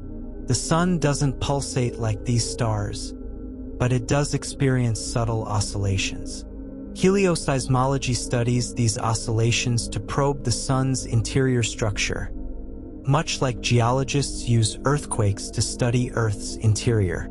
Pulsating stars are living laboratories for stellar physics. Their rhythmic changes reveal information about stellar interiors impossible to obtain otherwise. Each pulse is like a heartbeat, telling us the star's structure, composition, and evolutionary state. Every element heavier than lithium was created inside stars or during stellar explosions. This stellar nucleosynthesis is responsible for the rich chemical diversity of the universe, making planets and life possible. During hydrogen burning, stars fuse hydrogen into helium. This occurs in all main sequence stars and is the longest fusion stage. More massive stars progress to helium burning, fusing 3 helium nuclei into carbon through the triple alpha process. This also produces oxygen. Stars massive enough continue to carbon burning, creating neon and magnesium. Then neon burning produces oxygen and magnesium. Oxygen burning produces silicon and sulfur. Finally, silicon burning produces iron. Each stage requires higher temperatures and lasts shorter times. Hydrogen burning might last millions of years. Silicon burning lasts days. The star builds up layers like an onion: iron core, silicon shell, oxygen shell, carbon shell, helium shell, hydrogen envelope. But fusion stops at iron. Iron has the highest binding energy per nucleon. Fusing it requires energy rather than releasing it. When a massive star's core becomes iron, fusion ceases. The core collapses and the star explodes. During the supernova, extreme conditions allow creation of elements heavier than iron. Rapid neutron capture builds elements up to uranium and beyond. This R process occurs in seconds but creates half of all elements heavier than iron. Neutron-star mergers also produce heavy elements through R process nucleosynthesis. The 2017 detection of a neutron-star merger via gravitational waves, followed by optical observation, confirmed these events create substantial amounts of gold, platinum, and other heavy elements. Every carbon atom in your DNA, every calcium atom in your bones, every iron atom in your blood, all were created in stellar furnaces. We are, quite literally, the remnants of dead stars. Most stars spend their lives orbiting peacefully within galaxies. But occasionally, gravitational encounters can accelerate stars to such high velocities that they escape the galaxy entirely, becoming hypervelocity stars wandering intergalactic space. Hypervelocity stars travel at speeds exceeding the galaxy's escape velocity, about 550 kilometers per second at the Sun's distance from the galactic center. Some hypervelocity stars reach speeds over 1,000 kilometers per second. The most common mechanism for creating hypervelocity stars involves the supermassive black hole at the galaxy's center. When a binary star system wanders too close, the black hole's gravity can capture one star while flinging the other away at tremendous speed. Another mechanism involves supernova explosions in binary systems. If a massive star explodes while orbiting a companion, the sudden mass loss can unbind the system. The companion, no longer gravitationally bound, shoots off at its orbital velocity. About 20 confirmed hypervelocity stars have been identified, though the galaxy likely contains millions. Most are too distant and faint to detect easily. These stellar exiles face a lonely future. Ejected from the galaxy, they'll travel through intergalactic space for billions of years. If they have planets, inhabitants would see a dark sky, no Milky Way, no nearby galaxies, just a few distant fuzzy patches against darkness. Some hypervelocity stars might escape the galaxy entirely, never to return. Others might follow long elliptical orbits, eventually falling back toward the galaxy after millions of years in the cosmic void. The existence of hypervelocity stars reminds us that galaxies aren't closed systems. Stars can be exchanged between galaxies during mergers or lost to intergalactic space. The galaxy we see today is slowly leaking stars into the darkness beyond. When you look at the night sky with the naked eye, every single star you see is part of our own Milky Way galaxy. Even the brightest stars are mere neighbors in cosmic terms, all within a few thousand light-years of Earth. The most distant star easily visible to the naked eye is V762 Cassiopeia, a yellow hypergiant about 16,000 light-years away. Most visible stars are much closer: Sirius at 8.6 light-years, Alpha Centauri at 4.4 light-years, Vega at 25 light-years. The Milky Way is about 100,000 light-years across. Our Sun sits about 26,000 light-years from the center. Yet even 16,000 light-years is just a fraction of the galaxy's diameter. The naked eye sees only our immediate stellar neighborhood. The Andromeda Galaxy, our nearest large galactic neighbor, is 2.5 million light-years away. It's visible to the naked eye as a faint smudge, the most distant object visible without a telescope. But it's a galaxy, not individual stars. Its individual stars are too distant and faint to see without powerful telescopes. Under dark skies, you might see the large and small Magellanic Clouds, small satellite galaxies orbiting the Milky Way at about 160,000 and 200,000 light-years respectively. Like Andromeda, you see them as fuzzy patches, not resolved stars.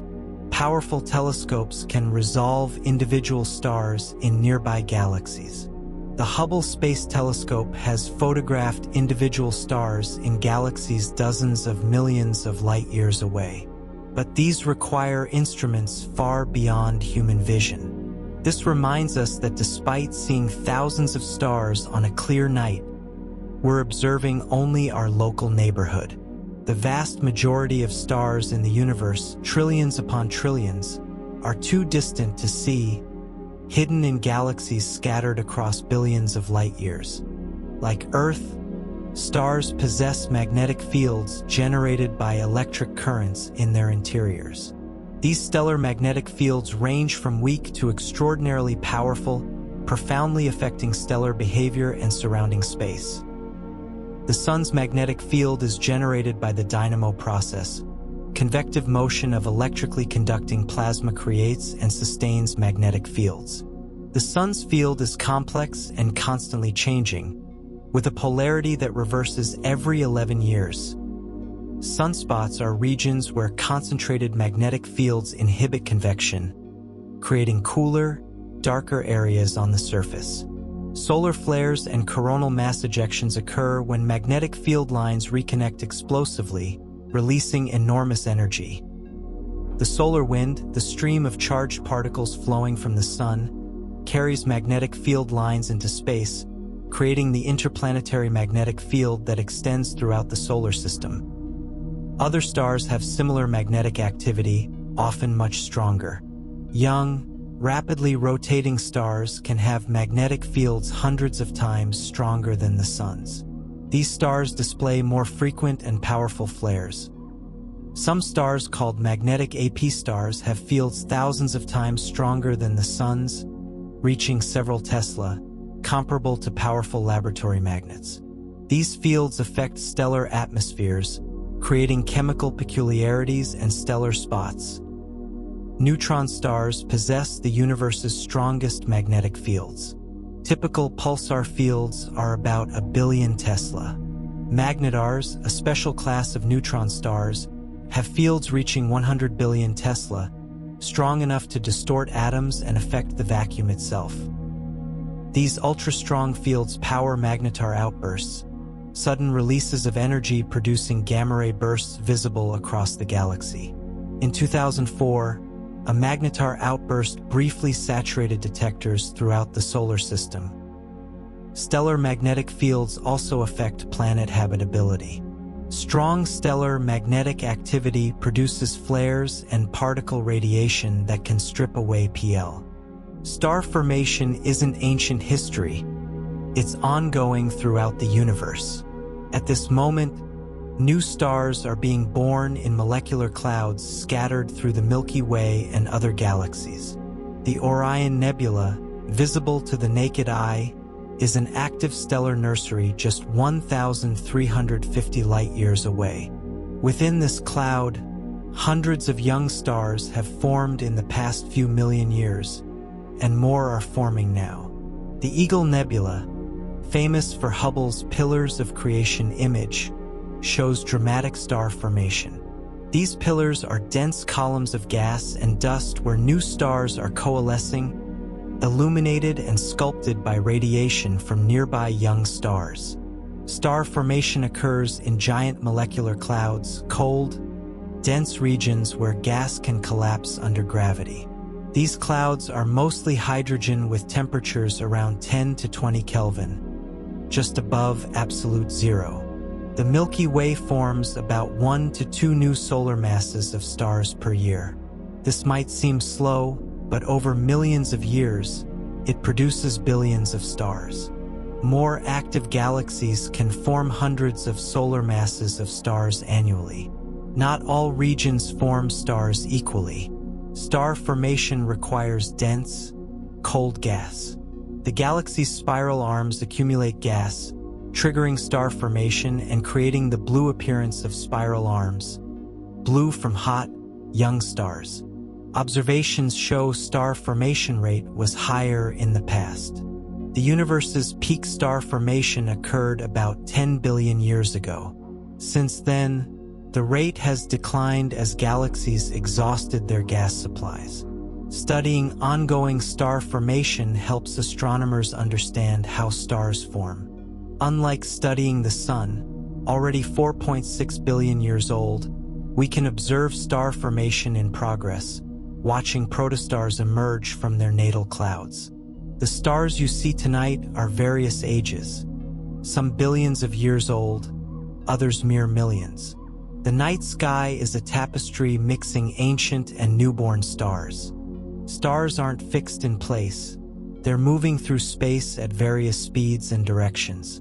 This motion, called proper motion, gradually changes star positions over millennia, slowly transforming constellation patterns. The Sun orbits the Milky Way's center at about 230 kilometers per second, completing one orbit every 225 to 250 million years. In the 4.6 billion years since the solar system formed, the Sun has orbited the galaxy about 20 times. Individual stars have their own motions relative to the Sun. Barnard star, a red dwarf 6 light-years away, has the largest known proper motion, moving 10.3 arcseconds per year. In just 180 years, it moves 1 moon diameter across the sky. Most stars' proper motions are tiny, less than 0.1 arcseconds annually. But over thousands of years, these small movements accumulate. The Big Dipper looked different 50,000 years ago and will look different 50,000 years hence. Stars also have radial velocity, motion toward or away from us, measured through Doppler shift. Combining proper motion and radial velocity gives a star's true three-dimensional motion through space. Some stars are racing through the galaxy at high speeds. Runaway stars reach velocities of 30 to 200 kilometers per second relative to surrounding stars. These might have been accelerated by supernova explosions in binary systems or ejected from star clusters. High-velocity stars pass through the galactic disk rapidly. Some orbit the galaxy in the opposite direction from most stars, suggesting they originated in satellite galaxies that merged with the Milky Way.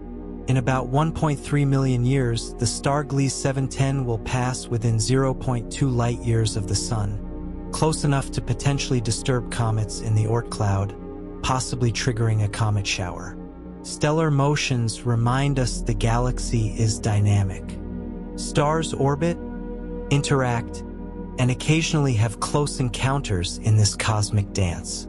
We cannot see inside stars directly, but astronomers have developed ingenious methods to probe stellar interiors. One powerful technique is asteroseismology, studying stellar oscillations to infer internal structure. Stars oscillate in various modes, like bells vibrating at multiple frequencies simultaneously. These oscillations, caused by sound waves bouncing through stellar interiors, create subtle brightness variations and surface motion. The Sun oscillates in millions of different modes with periods around 5 minutes. These oscillations reach the surface, creating tiny up and down motions of a few meters per second. By analyzing oscillation patterns, helioseismologists map the Sun's internal structure. This revealed surprising findings. The Sun's core rotates faster than its surface. The boundary between the radiative zone and convective zone, the tachocline, is sharper than expected. The helium abundance varies with depth. Helioseismology also revealed that neutrino oscillations, quantum transformations between neutrino types, explain the solar neutrino problem, where detected neutrinos were fewer than predicted. Similar techniques apply to other stars. The Kepler and TESS space telescopes measured oscillations in thousands of stars. Each star has a unique oscillation spectrum revealing its mass, radius, age, and internal structure. Asteroseismology can detect stellar cores, determine how rapidly different layers rotate, and measure the thickness of convective envelopes. It distinguishes between stars of similar surface properties but different internal structures. This technique discovered that red giant cores rotate faster than their envelopes, suggesting angular momentum transport mechanisms we don't fully understand. Binary eclipsing stars provide another probe of stellar interiors. The precise timing and depth of eclipses reveal stellar sizes, masses, and densities with high accuracy. Until 1992, the only known planets were in our solar system. Now we know planets are common. Most stars probably host planetary systems. Over 5,000 exoplanets have been confirmed, revealing planetary diversity far exceeding what we imagined. The first confirmed exoplanets orbited a pulsar, a surprising discovery since the supernova that created the pulsar should have destroyed any original planets. These planets likely formed from debris after the supernova. The first planet around a sun-like star, 51 Pegasi b, was discovered in 1995. This hot Jupiter, a gas giant orbiting very close to its star, challenged planet formation theories that assumed giant planets form far from stars. Since then, thousands more exoplanets have been discovered using various methods. The transit method detects planets crossing in front of their stars, causing tiny brightness dips. The radial velocity method detects stars' wobbles caused by orbiting planets. Exoplanets range from smaller than Earth to larger than Jupiter. Some orbit close to their stars, completing orbits in hours. Others orbit far away, taking hundreds of years per orbit. Many exoplanets differ dramatically from solar system planets. Hot Jupiters orbit closer than Mercury. Super-Earths, larger than Earth but smaller than Neptune, are common but absent in our solar system. Some planets orbit binary stars. Astronomers have found planets in the habitable zone, the region where liquid water could exist on a planet's surface. Earth-sized planets in habitable zones around sun-like stars might be common. Studying exoplanet atmospheres reveals composition. Water vapor, methane, and carbon dioxide have been detected. Future telescopes might detect biosignatures, chemical evidence of life. The discovery that most stars have planets suggests the galaxy contains billions of worlds. Some might harbor life. This transforms the ancient question, "Are we alone?" into an empirical investigation. A star's death is as varied as its life, determined primarily by mass. Understanding these different death scenarios reveals the ultimate fates awaiting stars throughout the universe. Low-mass stars like red dwarfs below about 0.5 solar masses live so long that none have died yet. Eventually, they'll exhaust their hydrogen and become helium white dwarfs, cooling slowly over trillions of years. Sun-like stars between 0.5 and 8 solar masses become red giants when core hydrogen depletes. They fuse helium into carbon and oxygen but never reach temperatures for carbon fusion. They expel their outer layers as planetary nebulae, leaving white dwarfs. These white dwarfs are Earth-sized remnants containing about 0.6 solar masses. They cool gradually, eventually becoming black dwarfs, cold, dark stellar corpses. However, this takes tens of billions of years. No black dwarfs exist yet. Massive stars between 8 and 20 solar masses undergo core collapse supernovae. Their cores implode while outer layers explode outward. The core becomes a neutron star, a city-sized object containing 1 to 2 solar masses. Very massive stars above 20 to 25 solar masses also explode as supernovae, but their cores are too massive for neutron degeneracy pressure to halt collapse. They form black holes, regions where gravity is so strong nothing can escape. The most massive stars, possibly above 130 solar masses, might undergo instability supernovae that completely destroy them, leaving no remnant. White dwarfs can die a second death if in binary systems. Accreting mass from a companion, they might reach the Chandrasekhar limit and explode as type Ia supernovae, important standard candles for measuring cosmic distances. The variety of stellar deaths ensures the universe contains a menagerie of exotic objects. White dwarfs, neutron stars, black holes, each representing the final chapter in different stellar stories. The oldest stars in the universe formed within a few hundred million years after the Big Bang, making them over 13 billion years old. These ancient stellar relics preserve information about the early universe's conditions. Population 2 stars in globular clusters are among the oldest. Lacking heavy elements, they formed from nearly primordial gas. Their low metallicity, sometimes less than 0.01% of the Sun's, indicates formation before many stellar generations enriched the interstellar medium. Some extremely metal-poor stars exist in the galactic halo. The 1523 to 0901 has an estimated age of 13.2 billion years, determined through radioactive dating using uranium and thorium abundances. These ancient stars tell us about the early universe. Their chemical composition reveals which elements existed before stellar nucleosynthesis enriched the cosmos. Studying them constrains theories about the first stars and early galaxy formation. Interestingly, all red dwarfs ever born still exist.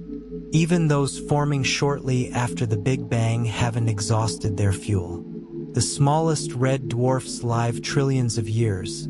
The universe hasn't existed long enough for even one to die naturally. Some white dwarfs are also ancient. These stellar corpses cool slowly.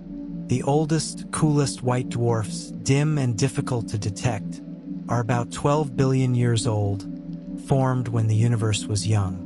Paradoxically, ancient stars might host planets. While planets around metal-poor stars are rare, planets require heavy elements. Some old stars have small, rocky planets. Any life on such worlds would exist on planets billions of years older than Earth. These ancient stars will outlive the Sun. Low-mass population 2 stars will continue shining for hundreds of billions of years, long after the Sun becomes a white dwarf. They'll witness the galaxy's evolution, the last stars forming, and eventually, the slow fade into darkness. Stars are more than astronomical objects. They're fundamental connections between humanity and the cosmos. They provide the elements we're made of, the energy that sustains life, and the context for understanding our place in the universe. Every atom in your body except hydrogen was created in stars. Carbon, nitrogen, oxygen, the basis of organic chemistry, formed through stellar nucleosynthesis. Calcium in your bones, iron in your blood, forged in dying stars and scattered by supernovae. The Sun's energy drives nearly all life on Earth. Plants capture sunlight through photosynthesis. Animals eat plants or other animals. Fossil fuels are stored in ancient sunlight. Wind and weather are powered by solar heating. Life is fundamentally captured starlight. Stars provide the deep time perspective that revolutionized human understanding. The realization that stars live and die over billions of years revealed the universe's age and history. We're not living in an eternal, unchanging cosmos, but an evolving universe with a beginning and future. Stars also provide navigation and timekeeping. Sailors navigated by stars for millennia. Astronomers developed calendars by tracking stellar and solar motions. Even modern GPS relies on understanding celestial mechanics. Culturally, stars inspired mythology, art, and philosophy across civilizations. Constellations told stories. Astrology, though not scientific, reflected the deep human desire to connect earthly events with celestial patterns. Modern astronomy reveals we're not separate from stars but intimately connected. We're made of star stuff warmed by a star, orbiting within a galaxy of hundreds of billions of stars. The calcium in your bones was created in a star that died before the sun formed. You are, quite literally, recycled stardust.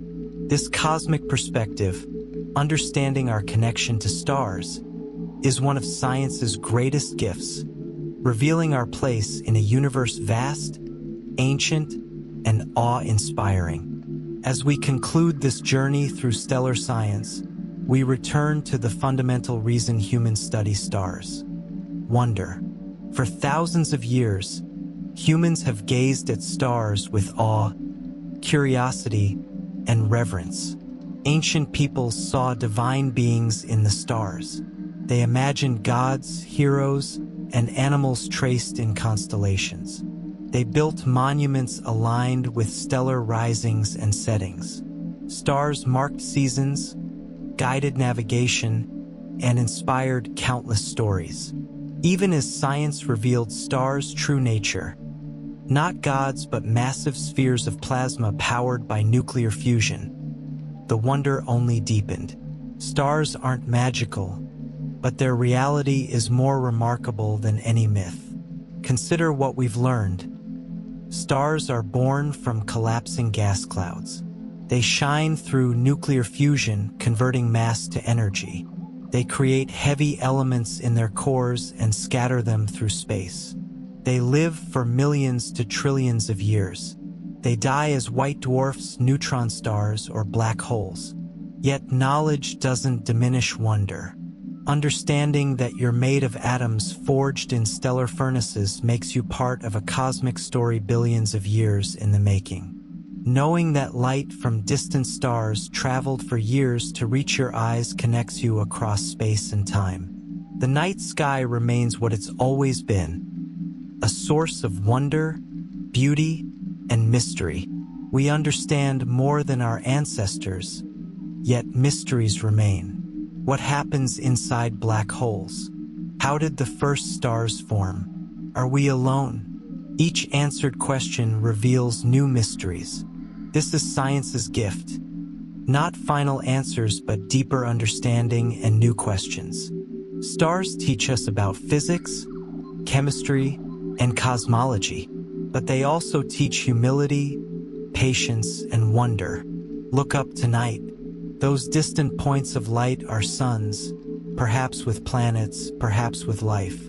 They're stellar furnaces where elements form. They're ancient lights from cosmic history. They're reminders of how vast, ancient, and wondrous the universe truly is. And so we reach the end of our journey through the stars, those brilliant beacons that have guided, inspired, and mystified humanity since the beginning of time. We've traveled from stellar birth in cosmic nebulae to death in spectacular supernovae. We've explored fusion furnaces at stellar cores and the cold darkness of white dwarfs. We've witnessed stars spinning hundreds of times per second and stars leisurely rotating over months. We've seen stars smaller than cities and stars larger than planetary orbits. Through it all, one truth emerges. Stars are not distant, irrelevant objects. They are intimately connected to everything we know and are. The iron in your blood cycled through a star's core. The gold in jewelry formed in supernova explosions. The calcium in your bones was forged in stellar furnaces billions of years ago. The sun that warms your face is a star, a commonplace yellow dwarf among hundreds of billions. Yet it's the star that makes life possible, bathing Earth in the perfect amount of energy for water to remain liquid, for chemistry to flourish, for consciousness to emerge. When you look at the night sky, you're seeing across time as well as space. Light from distant stars began its journey years, decades, or centuries ago. You're seeing the past, preserved in photons that traveled unimaginable distances to reach your eyes. Ancient civilizations saw the same stars. They told different stories, imagined different patterns, but gazed at the same lights. Future generations will see them too, though constellation patterns will slowly shift as stars move through space. Sleep well, Stardust. The stars will still be shining when you wake, as they have for billions of years, as they will for billions more, eternal beacons in the cosmic night, reminding us that we are and always have been children of the stars.